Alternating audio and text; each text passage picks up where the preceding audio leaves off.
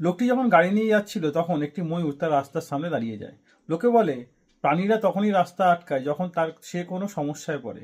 তো লোকটি সেটা বুঝতে পেরে তার পেছন পেছন গিয়ে দেখে তার পার্টনার জলে পড়ে গেছে, মানে কুয়োর মধ্যে পড়ে গেছে। সঙ্গে সঙ্গে সে তার বন্ধুদের ফোন করে ডাকে এবং সে বুঝতে পারে সেই জন্যই ময়ূরটা তাকে আটকে ছিল, তার পার্টনারকে সাহায্যের জন্য।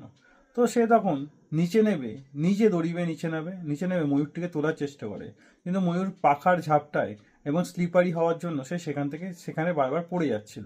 তখন একটি খাটিয়া নামানো হয়, খাটিয়া নামিয়ে সেখানে সে নিচে নেবে ময়ূরটিকে সেখান থেকে তোলে। ময়ূরটিকে তুলে দেখে ময়ূরটির কোনো চোট হয়নি, তো তাকে জঙ্গলে ছেড়ে দেয় এবং সে সেখান থেকে চলে যায়। তো কিছুদিন পর ময়ূরটি আবার তার বাড়িতে আসে, তাকে খাবার খাওয়ায়, সে তো চলে যায়।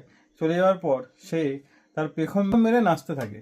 তো ময়ূরের পেখম মেলা খুবই শুভ মনে হয় এবং যাওয়ার সময় দুটো পালক দিয়ে যায়। তার ওয়াইফ সেই পালকগুলো সুন্দর করে কেটে ইয়াররিং করে তার কাছে যত্ন করে রেখে দেয়।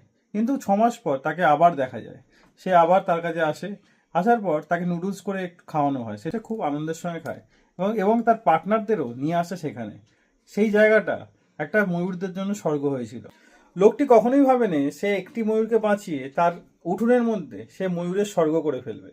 সেই ময়ূরটিতে আসতো তার বন্ধু বান্ধব আত্মীয় স্বজন সবাইকে নিয়ে আসতো। সেই জায়গাটা ময়ূরের জন্য একটা স্বর্গ হয়ে গেছিল এবং সে খুব আনন্দ পেত এবং সব ময়ূরদের খাবার খাওয়াতো।